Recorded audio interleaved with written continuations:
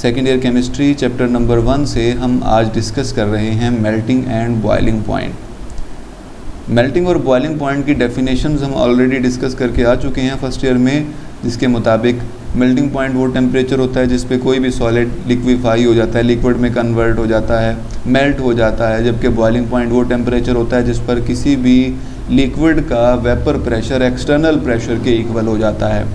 बहरहाल यहाँ पर हमारी डेफिनेशन से कोई उतना ज़्यादा ज़रूरत नहीं है डेफिनेशन की, हमें ये डिस्कस करना है कि मेल्टिंग और बॉइलिंग पॉइंट किस तरह से वेरी करते हैं with in the periodic table, या फिर पीरियोडिक टेबल कैसे हमारी मदद करता है कि हम समझ सकें पीरियोडिक टेबल में मौजूद एलिमेंट्स के मेल्टिंग और बॉइलिंग पॉइंट को। जाहिर बात है पीरियोडिक टेबल आसानियाँ पैदा करने के लिए बनाया गया था, तो क्या ये मेल्टिंग और बॉइलिंग पॉइंट को भी समझने में हमारी मदद करता है? जी हाँ, बिल्कुल करता है।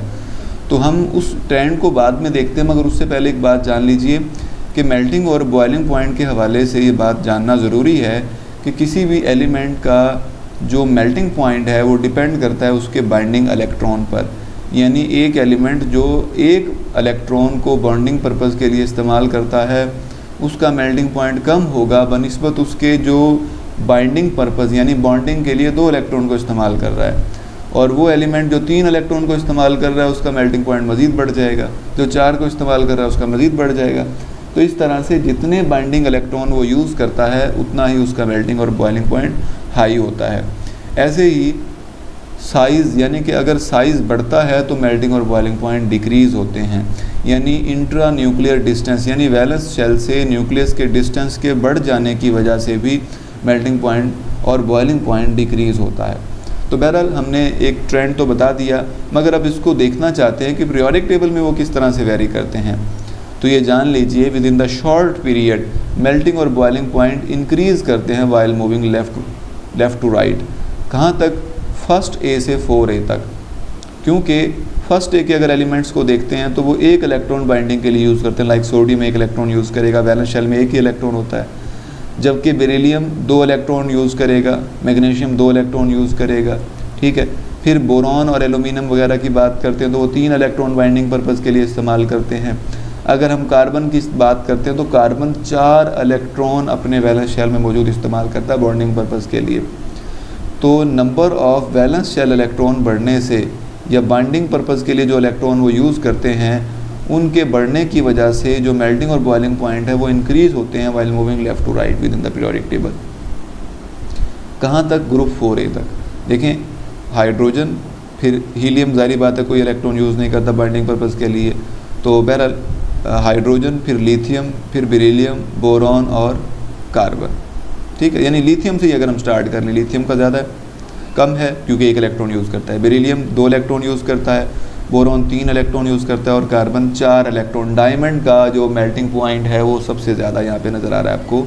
देखिए 3000 से भी हाई है इसका मेल्टिंग पॉइंट, जबकि नाइट्रोजन का बहुत कम हो गया। वो क्यों हुआ? क्योंकि नाइट्रोजन अब 3 इलेक्ट्रॉन जो है वो यूज़ करता है बाइंडिंग पर्पज़ के लिए, यानी फिर से कम होना शुरू हो गए, और इनका जो साइज़ है वो भी डिक्रीज़ हो गया है। उसके अलावा ऑक्सीजन और फिर नाइट्रोजन जो है वो डाई एटॉमिक मॉलिक्यूल के फॉर्म में एग्जिस्ट करता है। यानी जैसे कार्बन है ना, वो 4 कार्बन से फर्दर बॉन्ड बनाता है, फिर आगे 4 से बॉन्ड बनाएगा, यानी डायमंड एक जाइंट मॉलिक्यूल है। तो साइज़ के यानी कि वो जाइंट मॉलिक्यूल के मेल्टिंग और बॉइलिंग पॉइंट वैसे ही ज़्यादा होते हैं, मगर नाइट्रोजन का कम क्यों? आप कहेंगे बोरॉन ने भी तो 3 इलेक्ट्रॉन यूज़ किए थे, तो बेसिकली जो नाइट्रोजन है वो एक स्मॉलर मॉलिक्यूल यानी N2 की फॉर्म में एग्जिस्ट करता है, तो इस वजह से उनके मेल्टिंग और बॉइलिंग पॉइंट कम होते जाएंगे। तो नाइट्रोजन की 3 इलेक्ट्रॉन यूज़ करता है, इसका ज़्यादा है, ऑक्सीजन का कम हो जाएगा क्योंकि 2 इलेक्ट्रॉन यूज़ करता है, फ्लोरीन का उससे भी कम हो जाएगा क्योंकि वो सिर्फ 1 इलेक्ट्रॉन यूज़ करता है फ्लोरीन से बॉन्ड बनाने के लिए। नियोन कोई भी यूज़ नहीं करता है अपने इलेक्ट्रॉन बॉन्ड बनाने के लिए, मगर फिर भी इसकी लंदन फोर्सेस मेल्टिंग और बॉइलिंग पॉइंट के ज़्यादा होने की वजह है। बहरहाल सोडियम में फिर इंक्रीज़ होगा, मैग्नीशियम, एल्यूमिनियम, सिलिकॉन, इस तरह से 4A तक फिर इंक्रीज़ हुआ, फिर कम होना शुरू हो गया, यानी कि 5A से, और फिर सल्फ़र, और फिर ये डिक्रीज़ होना शुरू हो गया, आर्गॉन, फिर पोटाशियम से बढ़ना शुरू हो गया। तो इस तरह से मेल्टिंग और बॉइलिंग पॉइंट फर्स्ट A से 4A तक इंक्रीज़ होते हैं क्योंकि बाइंडिंग इलेक्ट्रॉन की तादाद बढ़ती है। नेक्स्ट बाइंडिंग इलेक्ट्रॉन की तादाद कम होने की वजह से मेल्टिंग और बॉइलिंग पॉइंट डिक्रीज़ होते हैं। तो ये हमने पीरियड की बात की। अब हम बात करेंगे ग्रुप की। ग्रुप में जब हम बात करते हैं तो डाउनवर्ड मूव करते हुए साइज़ इंक्रीज़ होता है इंट्रा न्यूक्लियर डिस्टेंस के बढ़ जाने की वजह से, यानी न्यूक्लियस से वैलेंस शेल तक के जो इलेक्ट्रॉन है उनके दरमियान जो गैप है, डिस्टेंस है, वो बढ़ जाता है। इस गैप के बढ़ जाने की वजह से जो मेल्टिंग और बॉइलिंग पॉइंट है वो डिक्रीज़ होते हैं while moving downward in the group. तो बेरिलियम का जो मेल्टिंग और बॉइलिंग पॉइंट है वो ज़्यादा है क्योंकि टॉप पे मौजूद है, मगर मैग्नीशियम का कम है। मैग्नीशियम के लिए एक एक्सेप्शनल केस देखने को मिलता है, और मैग्नीशियम का मेल्टिंग पॉइंट कम होने की वजह है उसकी जो स्ट्रक्चर है, स्ट्रक्चर ऑफ मैग्नीशियम, यानी कि जो क्रिस्टलाइन स्ट्रक्चर है वो इस तरह की है कि वो भी बुनियादी तौर पे मेल्टिंग और बॉइलिंग पॉइंट में यानी कि ज़्यादा कम होने की वजह में शुमार हो जाती है। बहरहाल ये एक रेगुलर ट्रेंड पर रहेगा, बेरिलियम, कैल्शियम, स्ट्रोंशियम, बेरियम और रेडियम यानी डिक्रीज़ हो रहे हैं, मगर बेरिलियम मैग्नीशियम में ज़्यादा जो एक डिक्रीज़ देखने को मिल रहा है उसकी वजह है मैग्नीशियम की स्ट्रक्चर। ठीक है जी। तो डाउनवर्ड मूव करते हुए हमने देखा कि फर्स्ट ईयर और सेकेंड ईयर तक की जब बात करते हैं ज़्यादातर, तो इसमें साइज़ जो है वो इंक्रीज़ होता है डाउनवर्ड मूव करते हुए। तो साइज़ के इंक्रीज़ होने की वजह से क्या होता है, मेल्टिंग और बॉइलिंग पॉइंट इंक्रीज़ होते हैं, सॉरी डिक्रीज़ होंगे। मगर जब हम 4A की बात करते हैं तो पहले डायमंड का ज़्यादा होता है मगर नीचे वालों का कम होता है। डायमंड का ज़्यादा क्यों होता है, डायमंड ज़ाहिर बात है उसके लिए हम ये बात करते हैं कि डायमंड जो है वो एक जाइंट मॉलिक्यूल बनाता है, जबकि बाकियों में ये खासियत नहीं होती, तो पोलराइजेबिलिटीज़ की वजह से ही उनके मेल्टिंग और बॉइलिंग पॉइंट बढ़ते हैं। अब हम बात करेंगे ऑक्सीडेशन स्टेट के हवाले से। ऑक्सीडेशन स्टेट की अगर हम डेफिनेशन करना चाहें तो डेफिनेशन ये है कि किसी भी एटम की एक कंपाउंड में ऑक्सीडेशन स्टेट से मुराद ये है कि उसके ऊपर जो चार्ज मौजूद होता है विद साइन वो उसकी ऑक्सीडेशन स्टेट को रिप्रेजेंट करता है। तो डेफिनेशन सुन लीजिए, the oxidation state of an atom in a compound is defined as the charge with sign which it would carry in the compound. अब आयोनिक कंपाउंड की जब हम बात कर रहे हैं तो हम ये बताते हैं कि जितने इलेक्ट्रॉन एक एटम लूज़ करता है या गेन करता है वो उसकी ऑक्सीडेशन स्टेट को शो करता है। लाइक सोडियम क्लोराइड हम बात करते हैं तो सोडियम की ऑक्सीडेशन स्टेट +1 है क्योंकि वो एक इलेक्ट्रॉन लूज़ करता है, और क्लोराइड की ऑक्सीडेशन स्टेट -1 है क्योंकि वो एक इलेक्ट्रॉन गेन करता है।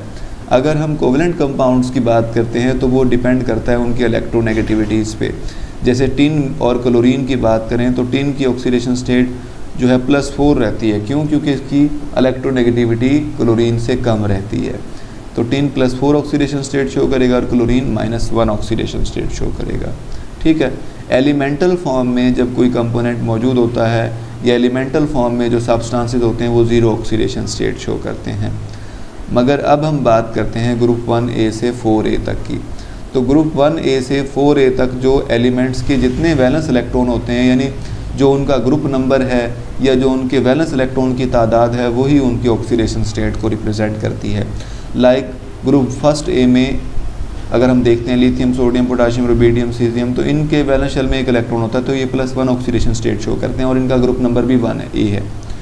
अगर हम सेकेंड ए ग्रुप की बात करते हैं तो ग्रुप नंबर सेकेंड ए है, यानी वैलेंस इलेक्ट्रॉन में 2 इलेक्ट्रॉन होंगे तो इनकी ऑक्सीडेशन स्टेट +2 रहेगी। अगर हम थर्ड ए की बात करते हैं boron, aluminium, gallium, indium, thallium, तो इनके वैलेंस इलेक्ट्रॉन 3 हैं, ग्रुप नंबर 3A है, तो इनके जो ऑक्सीडेशन स्टेट है वो +3 रहेगी। और 4A की जब हम बात करते हैं तो इनके वैलेंस शेल में 4 इलेक्ट्रॉन है तो ये +4 ऑक्सीडेशन स्टेट शो करते हैं। ठीक है। तो ग्रुप नंबर और वैलेंस इलेक्ट्रॉन दोनों ही ये बात वाजे कर रहे हैं कि इनकी जो ऑक्सीडेशन स्टेट है वो 1, 2, 3, 4 होगी रिस्पेक्टिवली। अगर हम बात करते हैं 5A, 6A, 7A तक की, तो देखें वहाँ पर वैकेंसी की बुनियाद पर और इलेक्ट्रॉन जो उनमें मौजूद होते हैं उस बुनियाद पर दोनों की वजह से हम उनकी ऑक्सीडेशन स्टेट बयान करते हैं। जैसा ग्रुप 5A की हम बात करते हैं तो 5A में कौन कौन से एलिमेंट होंगे, जिस तरह से नाइट्रोजन है, फॉस्फोरस है, आर्सेनिक, एंटीमनी, तो ये +3 और +5 ऑक्सीडेशन स्टेट दोनों शो करते हैं। +3 क्योंकि इनके पास वैकेंसी है 3 इलेक्ट्रॉन की, +5 क्योंकि इनके वैलेंस शेल में 5 इलेक्ट्रॉन मौजूद हैं, तो दोनों तरह की ऑक्सीडेशन स्टेट शो करते हैं। +3 जो है वो नाइट्रोजन शो करता है, +5 नाइट्रोजन शो नहीं करता, जबकि बाकी मेंबर +3 और +5 दोनों ही शो करते हैं।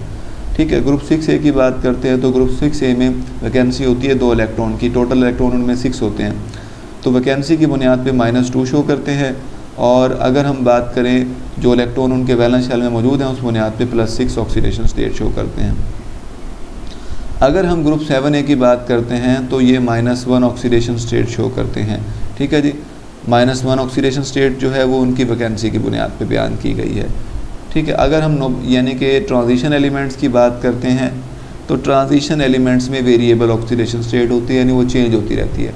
वरना जो उनके लिए common oxidation state like copper के लिए 1 है, जिंक के लिए +2 है, वेनेडियम के लिए +5 है, क्रोमियम के लिए +6 है, मैग्नीज के लिए +7 है। ये कॉमन ऑक्सीडेशन स्टेट है, मगर ये वेरिएबल ऑक्सीडेशन स्टेट भी शो करते हैं। अगर हम बात करें नोबल गैसेस की तो वो ज़ीरो ऑक्सीडेशन स्टेट शो करते हैं, क्योंकि ना ही उनके पास कोई वैकेंसी मौजूद है कि वो बॉन्ड बना सकें, ताहम उनकी ऑक्सीडेशन स्टेट ज़ीरो रहती है। नेक्स्ट तक के लिए खुदा हाफिज़।